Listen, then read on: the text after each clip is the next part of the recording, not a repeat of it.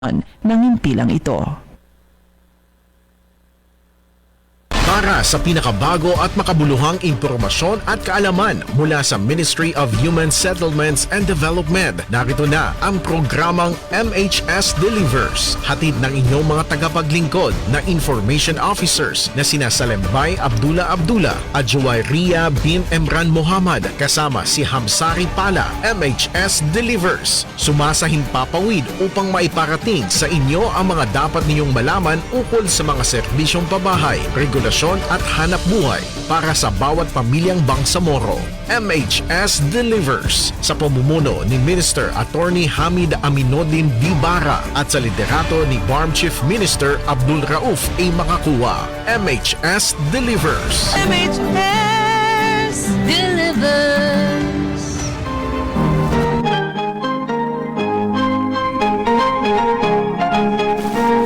Subhanakalla ilma lana illa ma'alam tana innaka antal alimul hakim. Glory be to you. We have no knowledge except what you have taught us. Verily it is you, the all-knower, the all-wise. Assalamualaikum warahmatullahi ta'ala wabarakatuh. At isang magandang magatahanang Huwebes po sa ating lahat. Ikalabing-1 ng Setyembre, ikalabing-9 ng Rabiul Awal. Sa mga tagapakinig sa DXMS Radio Bida 882 kHz at sa mga nanonood ng live stream sa MHSD BARM Facebook page. Narito muli ang programang MHS Delivers na nagbibigay ng impormasyon at kaalaman mula sa Ministry of Human Settlements and Development ng Bangsamoro Autonomous Region in Muslim Mindanao. Ako po ang inyong lingkod, Bangsamoro Juwayriya bin Emran Muhammad, at ito na po ang ika-237 na episodyo ng ating programa na walang ibang iniling kundi maggabay, magbigay ng tamang impormasyon na magagamit sa pagpapatakbo ng kabuhayan at pamumuhay hindi lamang sa rehiyon ng Bangsamoro kundi pati na rin sa ating mga kabalay sa labas ng rehiyon. Para mas lalong mapalaganap ang ating programa, i-like, share at mag-comment sa ating live stream.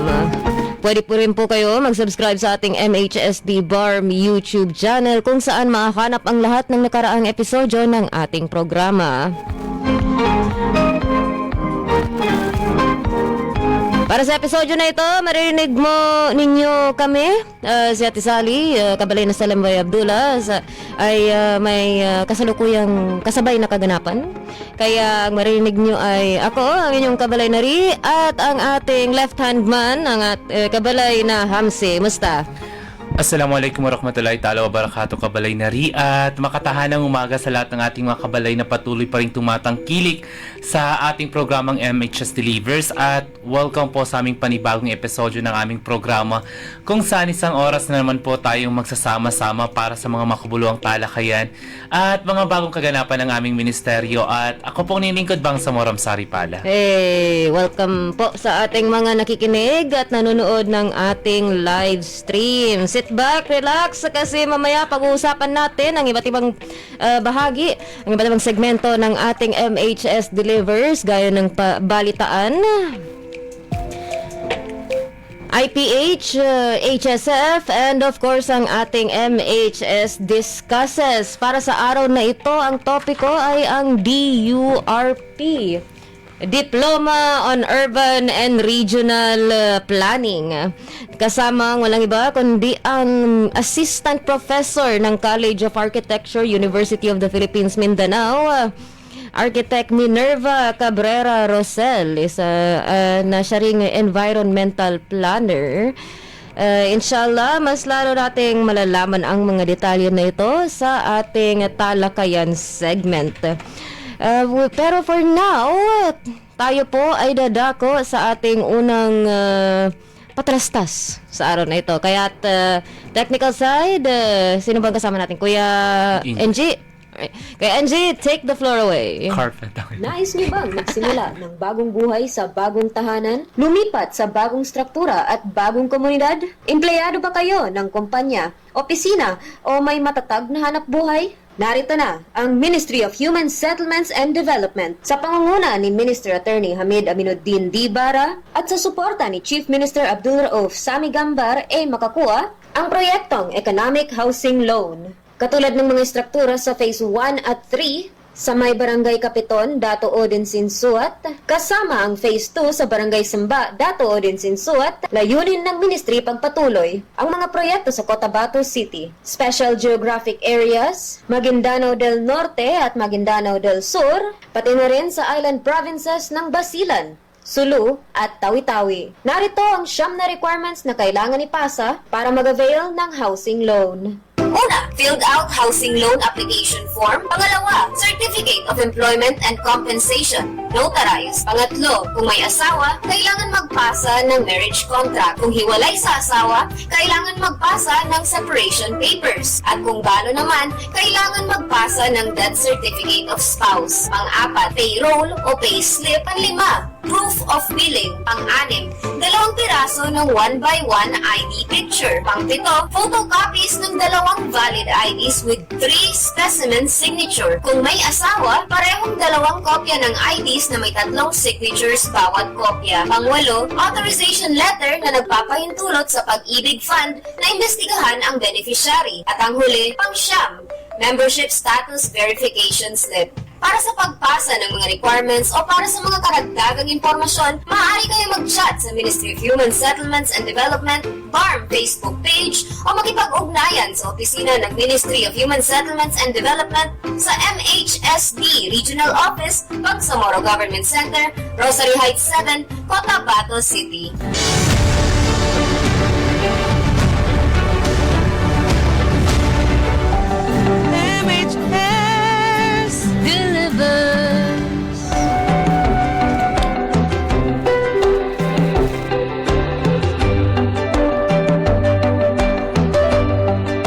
Welcome back sa ating MHS Delivers, kung saan dadako na po tayo sa segmentong balitaan.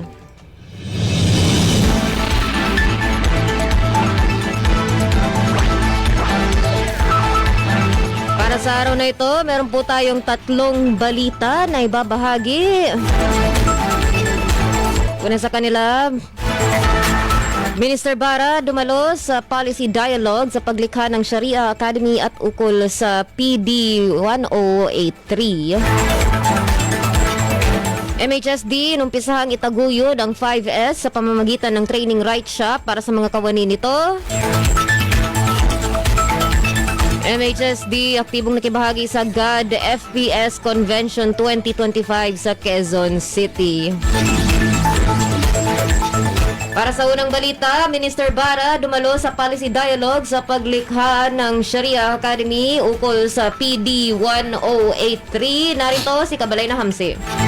Nakibahagi si Minister Attorney Hamid Aminuddin Dibara ng Ministry of Human Settlements and Development, ang housing arm ng BARM, sa matagumpay na policy dialogue on the creation of Sharia Academy and Presidential Decree or PD 1083 na ginanap noong ika-1 hanggang ika-2 ng Setyembre taong kasalukuyan, na ginanap sa UP Center for Integrative and Development Studies, Diliman, Quezon City. Tampok sa kaganapan ng mga discussion points na kinabibilangan ng revisiting and assessing PD 1083, mapping out efforts and development of Sharia courts and PD 103, at ways to strengthen the decree. Lahat ay pinangasiwaan ni Professor Julkifli M. Wadi, Dean ng UP Institute of Islamic Studies. Itinampok naman sa ikalawang araw ang dialogo para sa kinakailangang amendments or pagpapaunlad sa PD 1083 na tinaguriang Code of Muslim Personal Laws. Kasama si Minister Bara at aktibo ring lumahok sa dialogo si Sheikh Ibrahim A. Bagumban, Executive Assistant 3. Para sa mapayapang pamamahay at maunlad na pamumuhay ng Bangsamoro, ako po si Amsari para nagbabalita at magbabalik.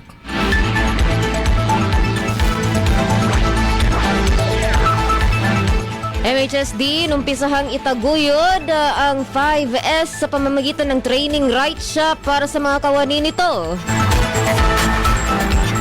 Sinanay ng Ministry of Human Settlements and Development, ang housing arm ng BARM, ang mga piling empleyado nito ukol sa SERI, SETON, SESO, Seketsu at Shitsuke. Ang 5S sa isang training right shop na ginanap sa Surya Hall ng Alnor Convention Center, Cotabato City. Noong ika-27 hanggang noong ika-27 hanggang ika-28 ng Agosto 2025. Nagsilbing lead speaker para sa aktibidad si Abdul Hamid C. Alawi Jr., Chief ng Policy Development Coordination and Regulation Division o PDCRD at 5S expert na nagsanay sa ilalim ng Development Academy for the Philippines, DAP. Kung saan hinikayat ang mga kalahok na hubugin ang kanilang sariling mga operasyon batay sa proven efficient approach. Sa kabuuan ng workshop, tinalakay ni Chief Alawi ang mga paksa sa pagbalangkas ng kalidad ng mga pamantayan sa opisina na nagsagawa ng isang plenaryo na sesyon ng pagpuna kasamang mga lider.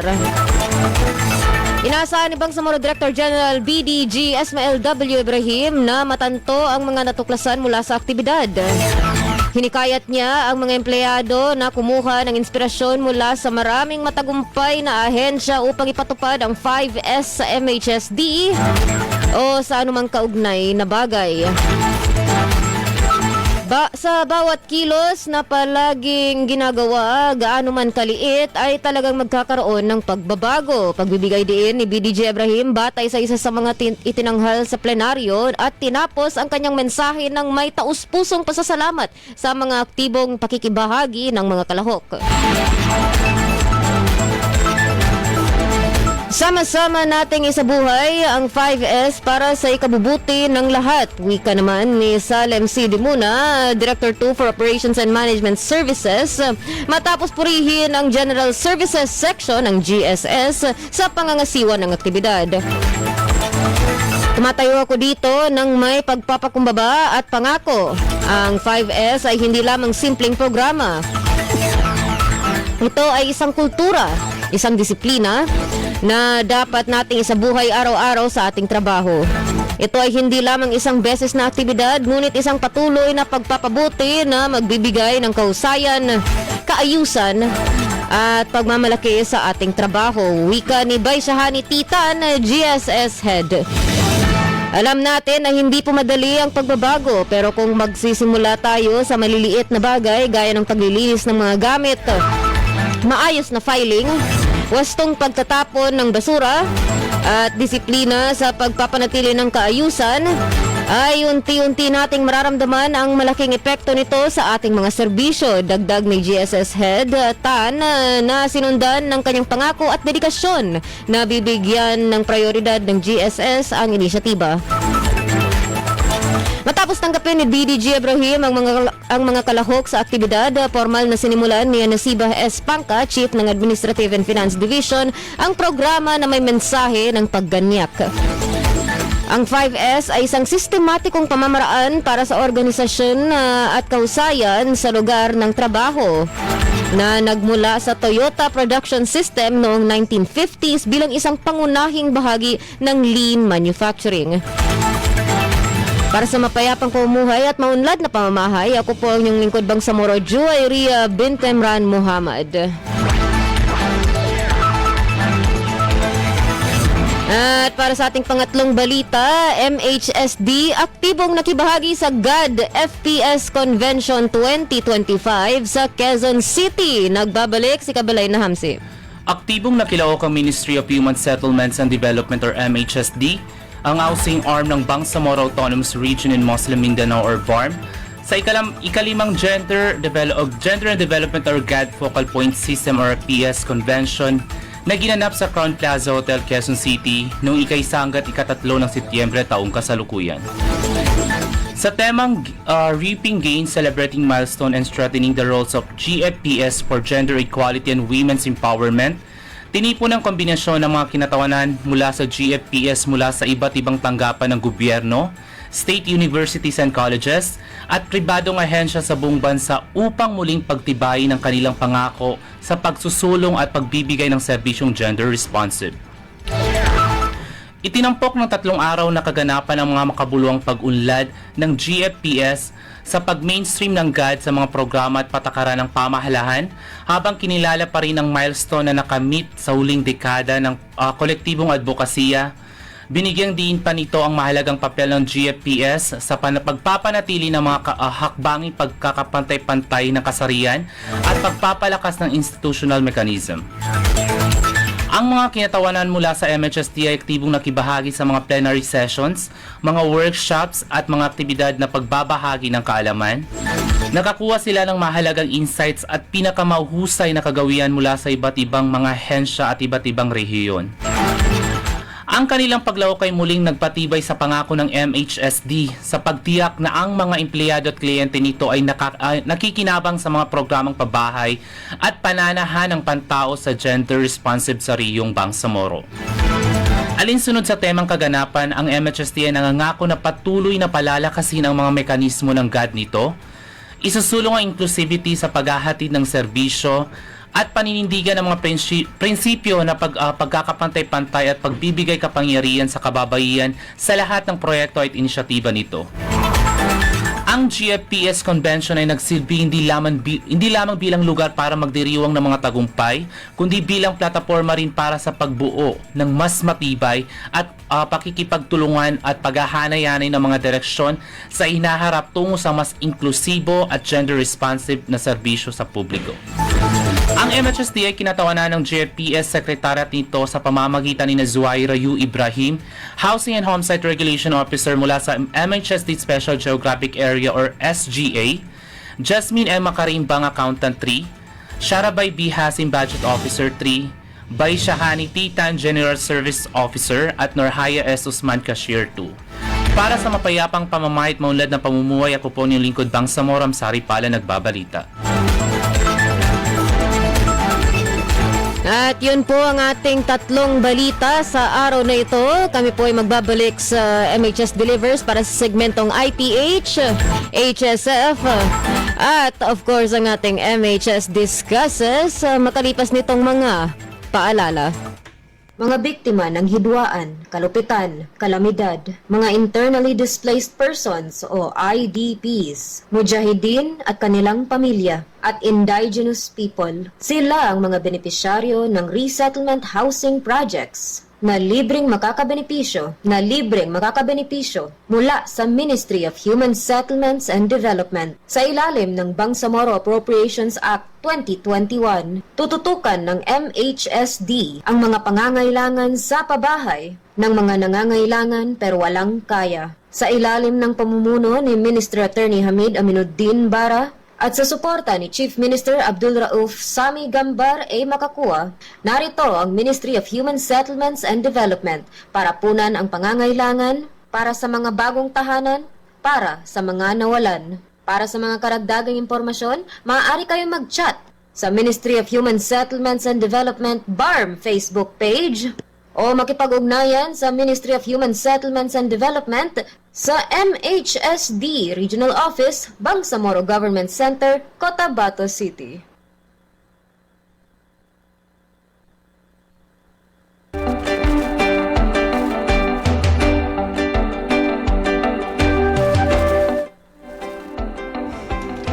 Welcome back sa ating MHS Delivers.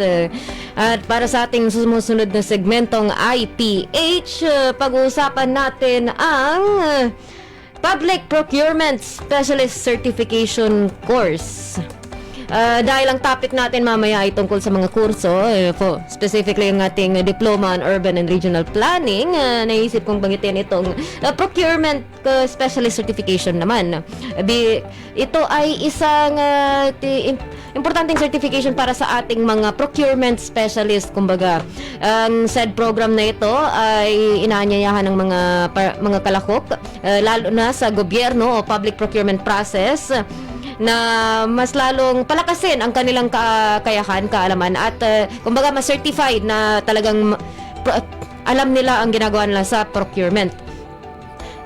Ilang mga namimigay ng kurso na ito ay gaya ng mismong GPPB, ang ating Government Procurement Policy Board.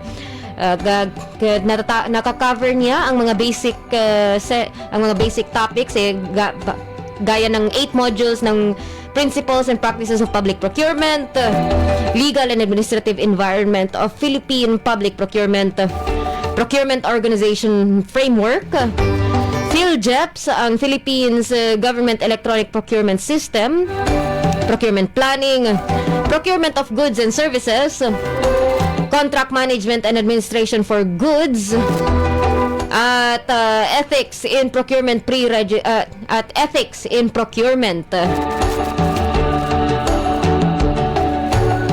At isa sa mga procurement specialist na ito ay walang iba kundi ang ating supply officer, Supply and Property Section Head na si Ma'am Amina Barangona. Congratulations po Ma'am Amix, and syukran sa patuloy na pagbibigay ninyo ng inyong kaalaman sa ating MHSD.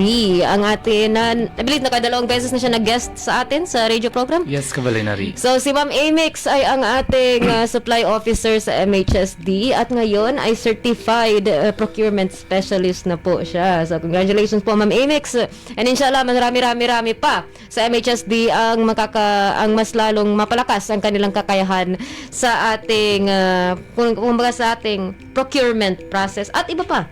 Marami tayong nabigay. Marami pang susunod, Kabalay. Yes, inshallah. Marami tayong postong nakalipas. Kino-congratulate lang ang ating mga kabalay sa MHSD sa kanilang mga achievements, yes. And inshallah, malay mo, Kuya Hamsi, baka ikaw nang susunod. Inshallah. Amin. So, speaking of Kuya Hamsi, ano naman ang inyong HSF para sa araw na ito? Walang outro na. Walang outro. Diretso. Go! Yes, Kabalay Nari, at para sa ating segmentong Health and Safety First, Best Health is Our Greatest Wealth, tayo magbibigay ng our maikling segmentong Health and Safety First. Ngayong araw, ating pag-uusapan ng Health and Sanitation Month. Okay. Yes, Kabalay Nari, tuwing buwan ng Setyembre, pinagdiriwang natin ang Health and Sanitation Month alinsunod sa Proclamation number 115-A, seri ng taong 1966. Layunin nitong itaas ang kamalayan ng bawat Pilipino sa kahalagahan ng kalusugan, kaligtasan at kalinisan sa ating mga kapaligiran. Sa pamamagitan ng tamang paghuhugas ng kamay, maayos na pagtatapon ng basura, paglilinis ng paligid at pagpapanatili ng ligtas na pamayanan, makakaiwas tayo sa sakit at makakatulong sa mas maayos na pamumuhay ng ating pamilya at komunidad. Yes. Paalala ang mga kalusugan ating mga kalusugan at kalinisan na hindi lamang personal na tungkulin, kundi kolektibong responsibilidad natin sa bawat isa. Kaya narito ang mga counting or maikling tips para tayo ay makiisa sa celebration ng Health and Sanitation Month. Una, ugaling maghugas ng mga kamay bago pagkatapos kumain, matapos gumamit ng palikuran at matapos humawak ng maduduming bagay. At pangalawa, uminom ng malinis at ligtas na tubig upang makaiwas sa mga waterborne diseases tulad ng mga diarrhea. Pangatlo, itapon ng maayos ang basura at siguraduhin nakasegregate ang mga nabubulok sa di nabubulok at recyclable materials. Pangapat, linisin ang kapaligiran upang maiwasan ang pagdami ng lamok na nagdudulot ng dengue at iba pang mga sakit sa ating kapaligiran. Panatilihin maayos ang ating mga pagkain, laging masiguraduhin sariwa at malinis ang pagkain o pagkain kinakain upang makaiwas sa food poisoning. Right. At magsuot ng protection gaya ng face mask kung may sakit or kung nasa matataong lugar upang maiwasan o makaawa tayo ng sakit. At ang panghuli, check ang ating kalusugan sa pamamagitan ng regular na pagbisita sa health center para sa preventive care.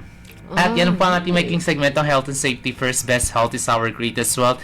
Ako pong niningkod bang sa Muram Sari Pala. At yun po ang ating segmentong impormasyong pambahay at hanap buhay at ang ating segmentong Health and Safety First. Without further ado, ilang minutes ba ang ating MHS discusses? Let's find out. Kaya medyo excited tayo makita si Ma'am Mimi. Yes, Ma'am Mini. Atin pong tawagin kasi para sa ating recorded interview kasamang walang iba kundi ang Assistant Professor ng College of Architecture ng University of the Philippines, Mindanao, ang Architect Minerva Cabrera Rosel, Environmental Planner, para pag-usapan ang Diploma on Urban and Regional Planning.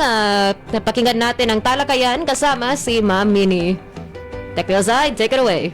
Assalamualaikum warahmatullahi ta'ala wabarakatuh at narito po tayo muli sa isa pang segmento ng MHS Discusses, ang ating highlight sa bawat programa. At ngayong araw na ito, pag-uusapan natin ang Diploma for Urban and Regional Planning. Ano nga ba ang diploma na ito? Pag-uusapan natin kasama ang walang iba kundi ang Assistant Professor ng Department of Architecture ng University of the Philippines, Mindanao. Isa po siyang architect, isa po siyang environmental planner, walang iba kundi si Professor Minerva Mini Cabrera Rosel. Ma'am Mini, welcome po sa aming programa. Shukran sa pagtanggap ng aming invitation. Thank you, Shukran. Hello and good day, Miss Ria, and good day sa ating lahat ng audience and tagapakinig sa iyong program. Yes, welcome po sa aming MHS Delivers. Bago tayo dadako sa ating topiko sa DURP, kumusta po kayo sa UP Min? Kumusta po kayo sa University of the Philippines, Mindanao? Okay naman, masaya ngayon sa UP Mindanao kasi nagse-celebrate kami ng 30th foundation anniversary namin. No? 30 years na. Medyo nakakagulat kasi maraming hindi nakakaalam na matagal nang merong University of the Philippines sa Mindanao. It's in Davao, no? But it's the only constituent university of the University of the Philippines in Mindanao. Kasi meron tayong SIAM Meron tayong SIAM na UP sa buong Pilipinas. May ilan sa Luzon, may ilan sa Mindanao, sa Visayas, pero in Mindanao, it's the only one. It's yung UP Mindanao lang ang nag-iisang constituent university ng UP sa Mindanao. 30 And we are celebrating our 30th year this year. Congratulations and 30 and even more years to come, inshallah. Hopefully, yes, inshallah. And with marami pa kayong activities ngayon. Ang isa sa kanila ay ang promotion ng DURP. Pero ano nga ba po itong DURP na ito? Para saan siya at paano siya naiba sa iba ninyong kurso na ino-offer sa UP Min? DURP, no, this is short for Diploma in Urban and Regional Planning. So it's a graduate course. We offer it to college graduates, no, mostly professionals na gustong gustong mag-practice ng urban and regional planning. Ano ba yung urban and regional planning, no? Nabanggit mo kanina, ako ay isang architect and I am under the program is under the Department of Architecture. So, alam natin na pagbahay, you need architecture para magdisenyo, magguhit, no, ng building at ng bahay. Now, pag lumabas na tayo, pag pinag-usapan na natin ay city or town, then we are talking of urban and regional planning. In other countries, we call ourselves city planners, town planners. But here in the Philippines, officially, we call ourselves environmental planners. At yun ay ang trabaho ng pagpaplano ng ating towns and cities. Even regions, no? Kasi nga, URP, Urban and Regional Planning. So, yun actually ang sakop ng diploma in Urban and Regional Planning. So, kung ang tanong ay significant, ito ay very, very significant. Lalo na ngayon ng usapin na marami nating problema sa society, no? Masyadong mainit ang mga nangyayari ngayon sa Pilipinas. Sa Luzon, merong problema ng flooding. At isa lamang ito sa mga maraming aspeto na tinatakaw ng course. Ultimately, lahat itong mga problems sa cities natin, brought about by urbanization, ultimately, ang sagot dito ay urban planning, no? Urban and regional planning. Kaya yun ang significance talaga ng ating course na Diploma in Urban and Regional Planning na gusto naming maihatid na mas malapit sa atin, particularly sa BARM. Right. Medyo out of curiosity lang naman ito na question. Bakit po siya tinatawag na Diploma on Urban and Regional Planning? Hindi siya yung usual course name na Masters of Graduate, parang Bachelor of... Oo. Yeah, magandang tanong, no? So, it's a graduate course. Ibig sabihin, hindi siya BS, na hindi siya bachelor course. Kasi nakatapos ka, ang tinatanggap namin ay yung nakatapos na ng college, no? And it's leading, hindi pa siya masters because but it's leading to masters, no? Yung may tinatawag kaming ladderized na program.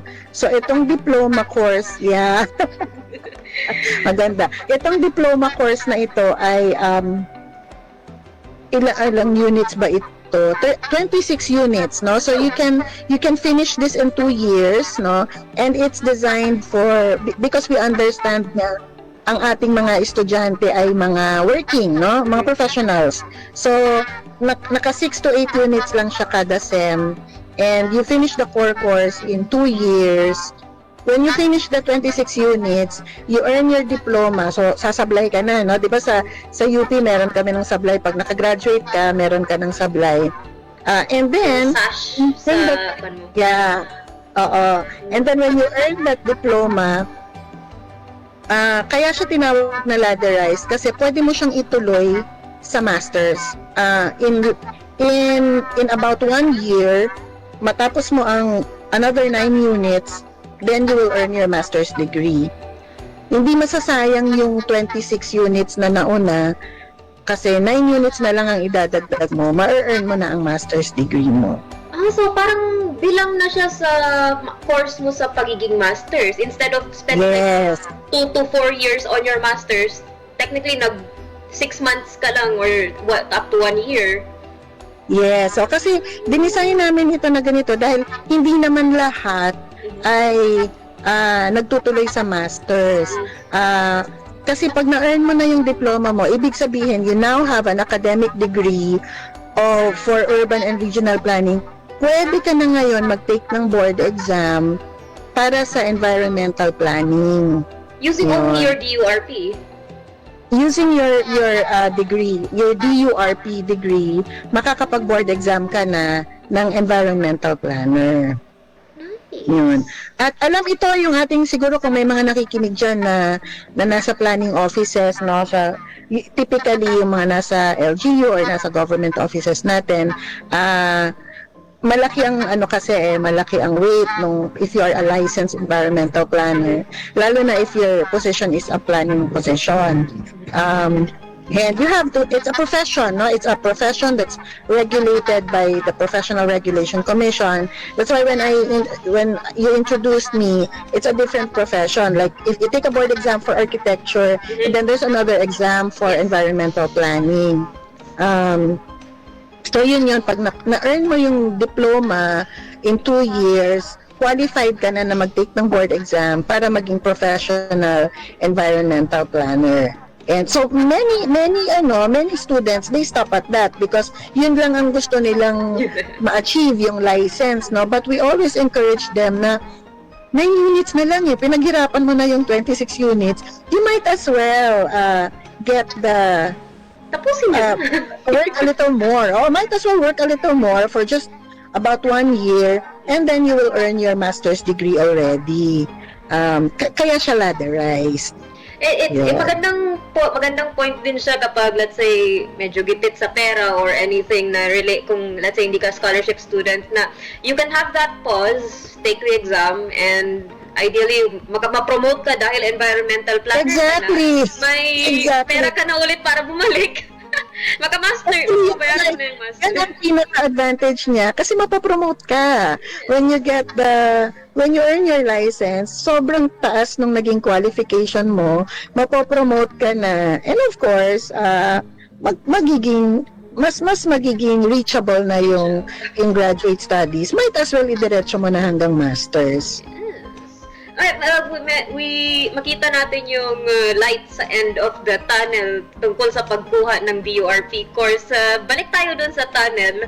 Napagitin nyo yung ilang units siya at anong mga kailangan nilang i-earn para makuha yung DURP. Ano po yung actual itsura nung coursework? Like, anong i-expect na okay. kapag maging estudyante ka sa coursework na to? Nabanggit niyo professionals usually ang mga estudyante. So, ano yung schedule nila na itsura? Anong usually na ginagawa nila sa mga subjects nila? Oo. Very, yan ang, frequently asked question. We hold our classes during Saturdays only. No? Saturdays and Sundays. Actually, no, so pagka nag-interview kami ng applicant, we tell them na, you say goodbye to your weekends already kasi talagang nakaschedule ng weekends yung classes because majority, if not all, are working. So, yung Monday to Friday, nasa opisina or nasa trabaho sila. Kaya nakaschedule talaga kami na Saturday and Sunday classes.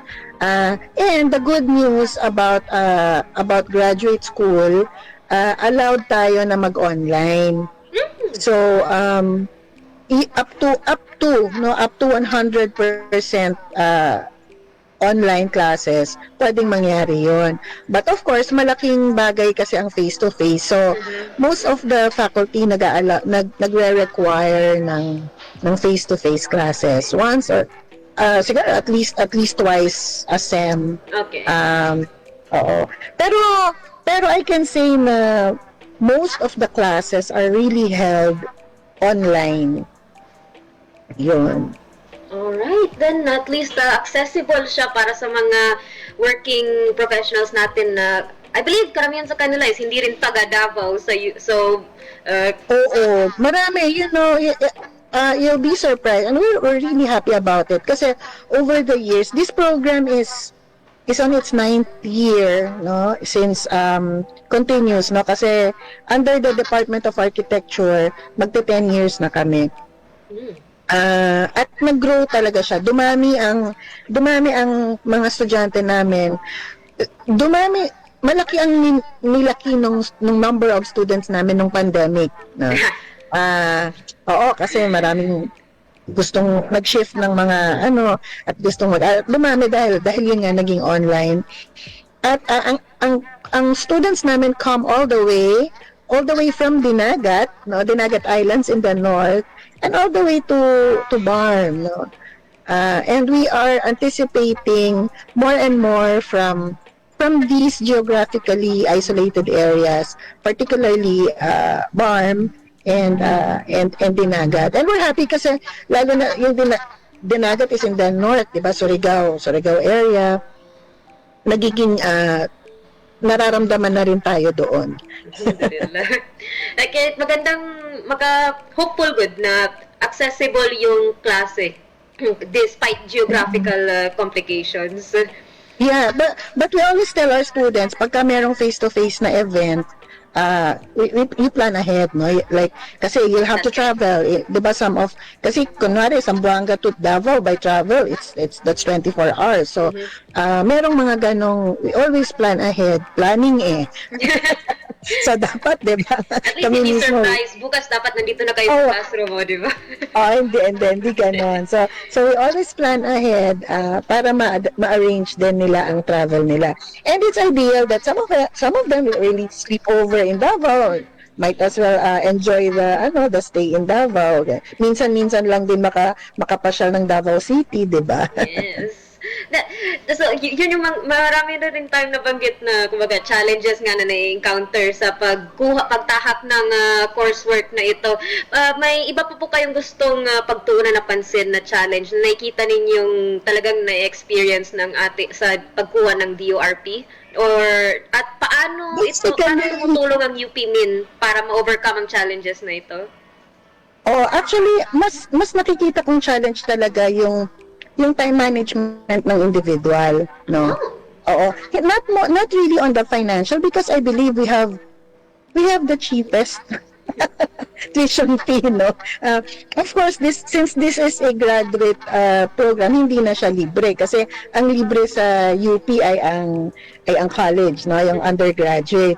Pero dahil graduate school na siya, meron ng bayad. Pero I believe yun nga, relatively we are very very cheap compared to other other schools offering graduate studies, no? So mas nakikita kong challenge really is yung time management ng individual, because you really have to spend time, no? Because there are a lot of readings, there are a lot of writing, there's a lot of analysis, there's a lot of discussion.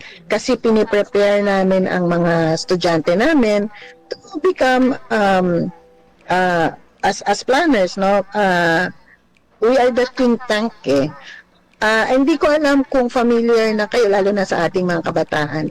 Meron tayong tinatawag na comprehensive land use plan or comprehensive development plan. No? Isa ito sa mga maraming documents na ginagawa ng planner. Yes. And itong documents na to ay, in fact, sa tingin ko ito ang sagot sa marami nating problema. Kabilang na dyan yung hinaharap nating corruption, issues on corruption, issues on infrastructure development, no? Issues on environment, issues on resilience, issues on economic development. Lahat ito ay nakapaloob sa comprehensive land use plan or comprehensive development plan. At mainly, yan yung expertise na binibigay natin sa ating graduates ng DURP. In fact, even in their exercises, yan yung mga exercises na ginagawa nila. Marami, so hands-on to, hands-on and actual. So in the different subjects in the course, meron kaming actual na output like barangay development plan, physical framework plan, no? So meron talaga kaming actual partnerships with various LGUs. At dahil marami rin sa aming estudyante ay galing din sa LGU, so marami na kami, I'm really proud to say na marami kaming output ng estudyante, no, na talagang on the ground ay nakakatulong na sa ating sustainable development. Yeah. So ang challenge lang talaga nito is really, you know, your time management, because majority are working, so you're 8 to 5, Monday to 8 to 5, diba? Hindi pwedeng cramming, no? May night classes din po ang weekend classes na ito. Ha? May night classes din po sila sa... Wala, no. Okay, so it's still 8 to 5 na mga classes? Yeah, usually it's the 3 units, usually it's 3-hour class. 3 hours, no? So, morning and afternoon. Yan. Morning classes, afternoon classes. Usually ganon. Walang night classes. I understand kasi marami sa graduate schools ay night classes ang schedule, no? Dito hindi. Pero weekend. Weekend. Yeah.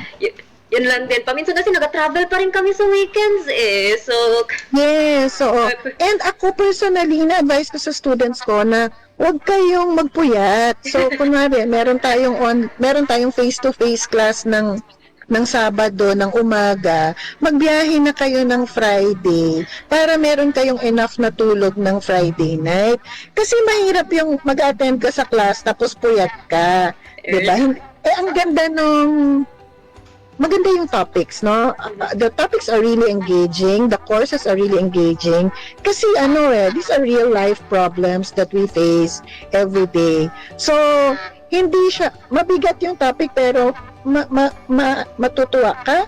And one of the things that you love about the program, because you'll be together, you will be among your classmates, na you have the same thinking, no? Pareho kayo mag-isip, pareho kayong planning. And sa trabaho kasi medyo toxic yung planning kasi puro problem ang hinaharap mo eh. But when you go to class, you are among your classmates and all of you want to solve these problems. It becomes your support group, and it becomes in a very positive way. You get to have your colleagues, no, your pool and your colleagues of like-minded and right-minded people who are into sustainable development. yes.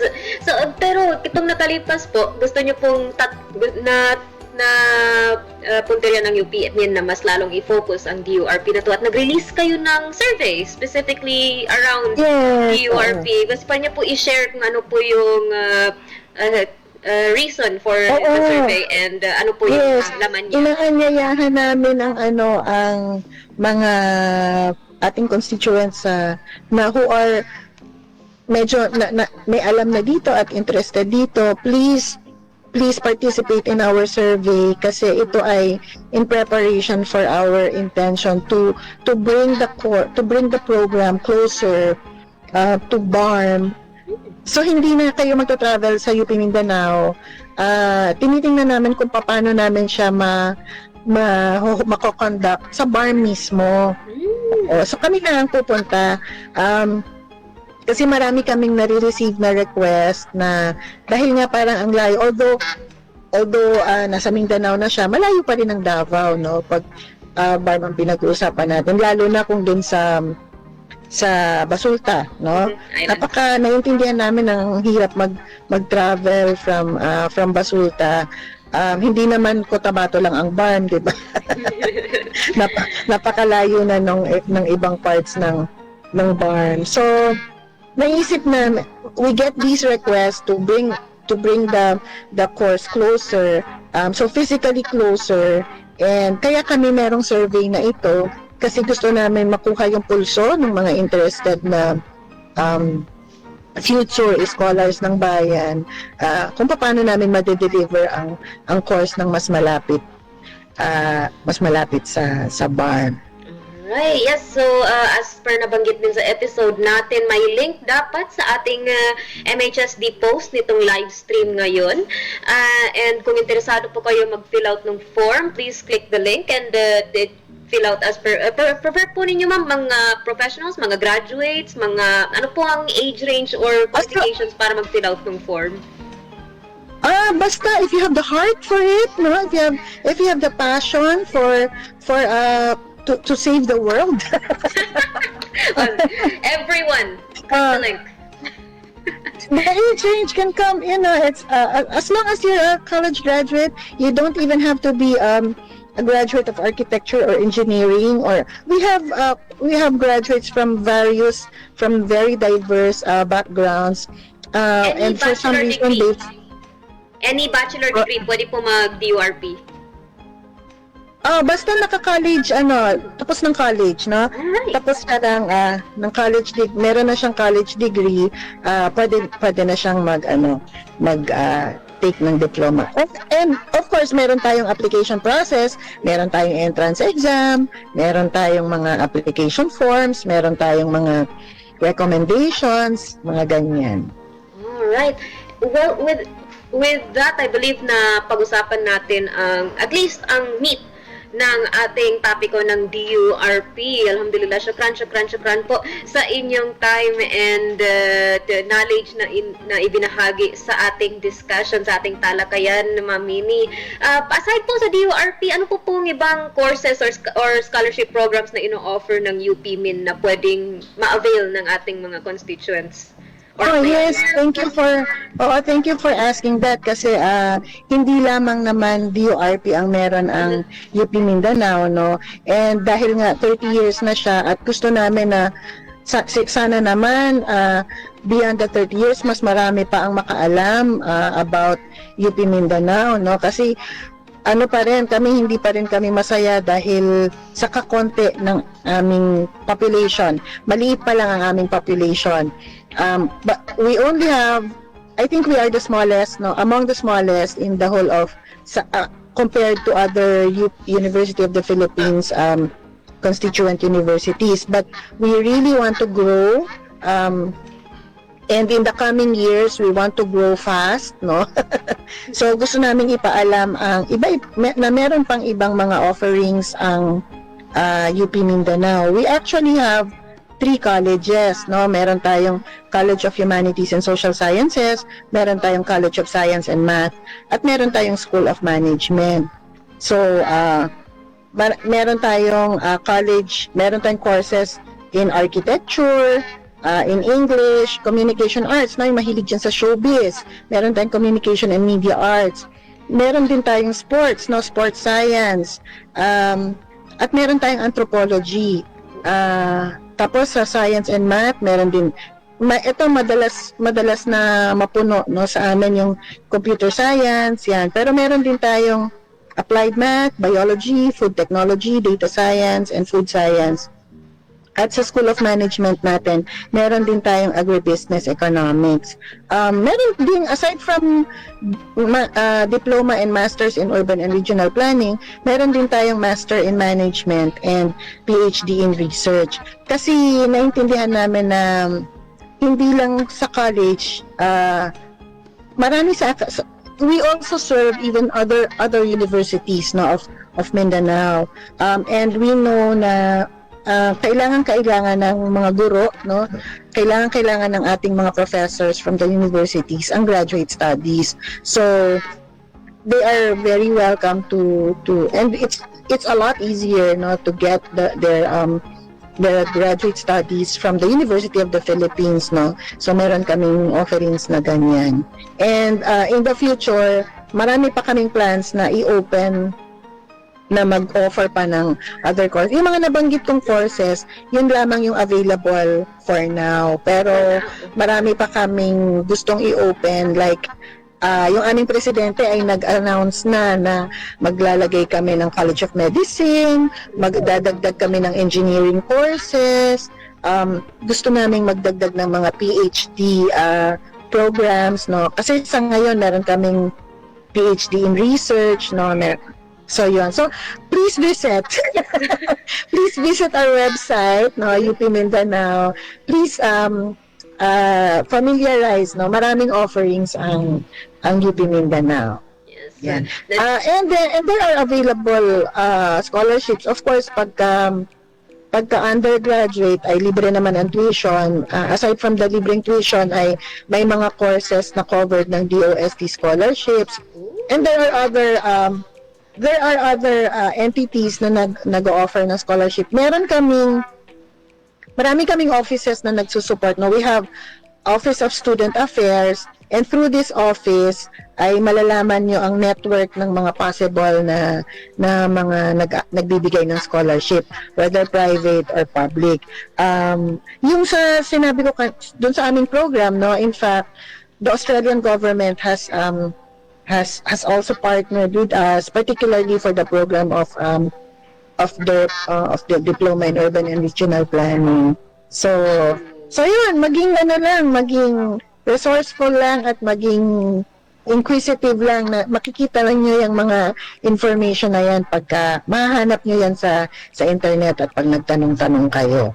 Yan. So sa UP, meron kaming mga, aside from that Office of Student Affairs, marami mga student organizations and mga volunteer work na we support, na because we understand that it's hindi ganun kadali, no, yung lalo na pag ang estudyante ay nanggaling sa GIDA, no, or sa geographically isolated and ano ba yun, basta yung area na malayo, no, may mga support kaming ganyan, kailangan ng support, no. So meron yan, may mga volunteers na nagtutulong-tulong, nagtutur-tutur. This is for undergraduate. And for us, for the graduate studies, these are mostly professionals na. So yung network that you get among your classmates, that's a huge plus, no. Yes. Shout out kay Sir Swart, isa sa mga alumni ng UP Mindanao. Oo. Maraming testimonial si Sir Swart. Na-featured siya sa DORP survey code ng ating UP Min. So, aside po kay Sir Swart, kung may gusto po kayong pasalamatan or i-message ngayon, bago po namin kayo pakawalan sa ating interview, pwede po namin marinig ang inyong parting message. Oo, of course, nagpapasalamat kami sa MHSD, no. Ang MHSD ay matagal na nating katuwang, no, and we are really honored whenever MHSD calls for our assistance or help. We've been working since for several years now, and napakalaking tulong din ng MHSD sa pagpapakilala ng UP. Kasi ang UP ay we're very eager to na ipakilala ang sarili namin sa BARM, no? Ang presidente po ng UP ngayon for the first time in more than 100 years ay taga Mindanao, no? Isa rin siyang si attorney ang president, no, si attorney Angelo Jimenez is tubong Mindanao at isa rin siyang IP, no.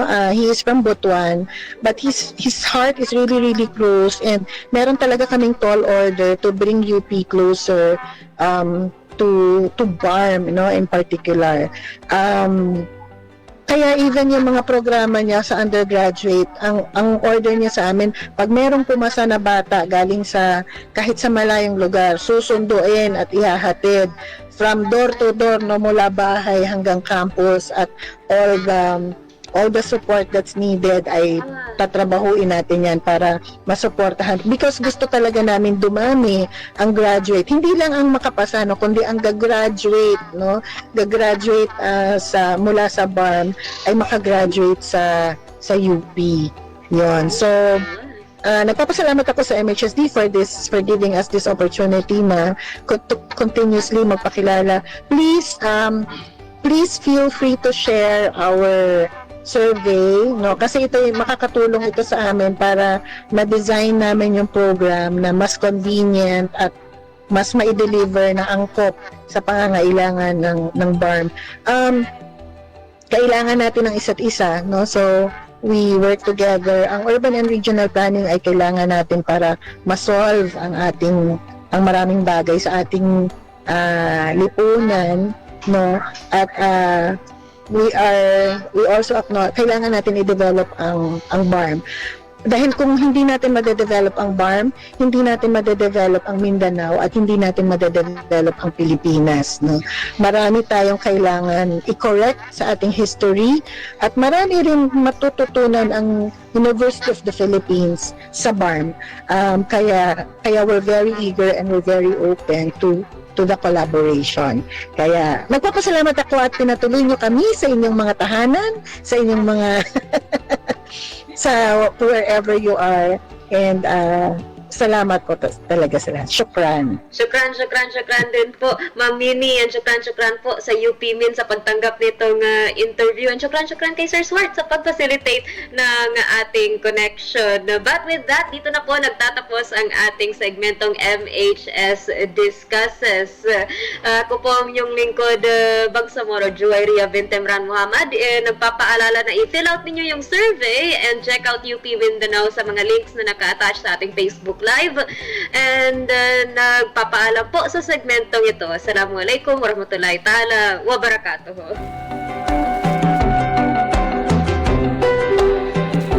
Waalaikumsalam warahmatullahi ta'ala wabarakatuh. Imagine mo yun, yung replyan mo yung self mo from the past. Like, maisip mo yun. Pero with that, yun po ang ating segmentong MHS Discusses. Bago po tayo dadako sa segmentong KKK, pasadahan natin ang ating comment section sa ating live stream, starting with... Yes, nanguna sa ating comment section ang ating Executive Assistant 3 na si Sir Ibrahim Bagumbun or Sheikh Bagumbun, watching from Marantao MHST Office. Na sinundan ng walang iba na kundi ang ating Certified Public Procurement Specialist, Ma'am Amix, pa-shoutout po, watching from far away. And also, sumunod naman si Aiza Rumpaklao, our future architect. Assalamualaikum po, Mami Nerva.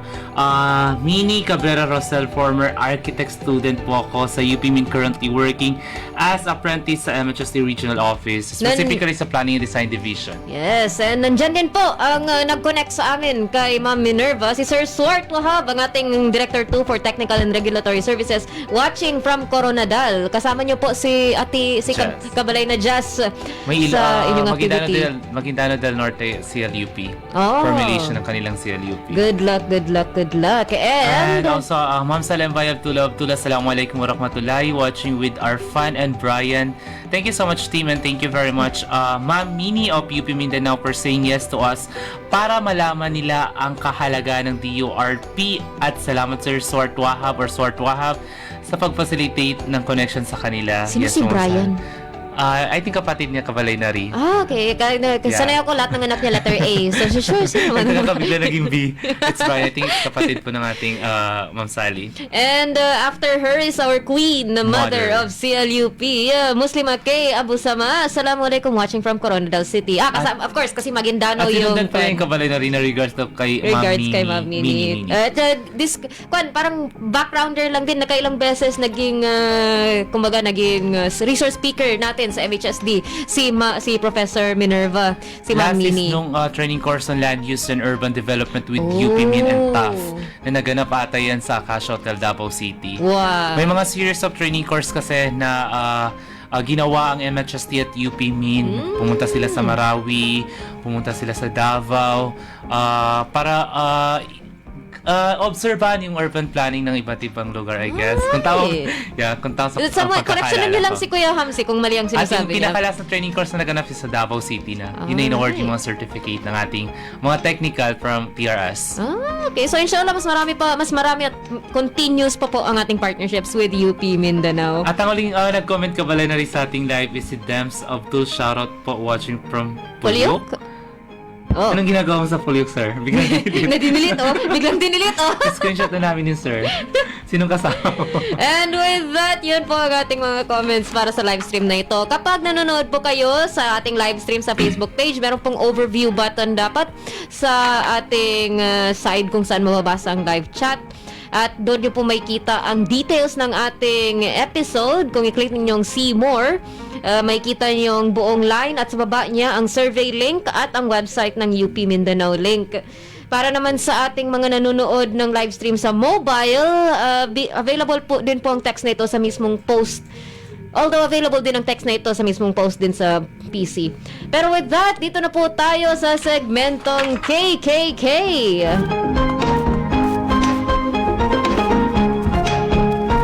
Kung saan ang inyong kasagutan sa aming katanungan ukol sa kaalaman ng ating programa ang posibleng magpapapanalo sa inyo ng 100 peso load. Ipadala lamang ang tamang sagot sa numerong 0955-799-4778. Ulit ang numerong 0955-799-4778. And without further ado, ang ating unang tanong ay... Ano ang ibig sabihin ng ENP? Ano ang ibig sabihin ng ENP? Pangalawang tanong, sa antas ng edukasyon, elementary, secondary, collegiate, masters, anong level of education ang DURP? Anong level of education ang Diploma of Urban and Regional Planning? At ang ating huling tanong, sa buong linggo na posibleng mahulog ang mga araw na ito, anong mga araw sa linggo ginaganap ang klase para sa DURP sa UP Mindanao? Muli, anong mga araw sa linggo ginaganap ang mga klase para sa DURP sa UP Mindanao? Ulit ang ating unang tanong, anong ibig sabihin ng ENP? Pangalawang tanong, anong antas ng edukasyon ang DURP? At anong mga araw sa linggo ginaganap ang mga klase para sa DURP sa UP Mindanao?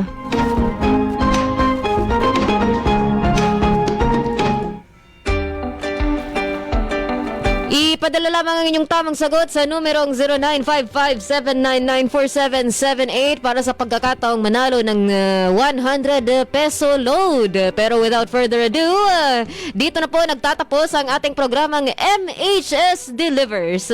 Sa ngalan ng ating nagbubuting Minister Attorney Hamid Aminuddin Dibara, Deputy Minister Aldin H. Asiri, Bangsamoro Director General Esmael W. Ibrahim, at sa ngalan nina Ako po yung lingkod bang sa Moram Sari Palat sa ating mga kasamahan sa ICS, Sir. Ma'am Salembay Abdullah, Sir Datono Zay Daud, Sir Almansur Asugaw, Ma'am Jasmine A. Langi, Sir Anwar D. Rakim Jr. and sa ating kabalay sa technical side ng TXMS, Sir Jeffrey, maraming salamat po sa pagsama sa amin sa episode na ito. Kami po ang yung lingkod na laging nagsasabing lagi po nating tandaan ang ating mga hashtag na Trabaho ko, Ibada ko, Work with Excellence and Perfection, Our Home, Our Dream, and Building Community, Building Umma. Ako po ang yung lingkod bang sa Moro, Juwayria Bintamran Muhammad, nagpapaalam po sa ating 237th episode at nagsasabing Assalamualaikum warahmatullahi wabarakatuh. Sumainyo ang programang MHS Delivers mula sa inyong mga kabalay na tagapagbigay impormasyon ukol sa mga tulong at serbisyong teknikal, pabahay at hanap buhay para sa bawat pamilyang Bangsamoro. MHS Delivers sa pamumuno ni Minister Attorney Hamid Aminuddin Dibara at sa liderato ni BARM Chief Minister Abdul Rauf A. Makakuwa. MHS Delivers. Ang mga pananaw at opinyon na ipinapahayag ng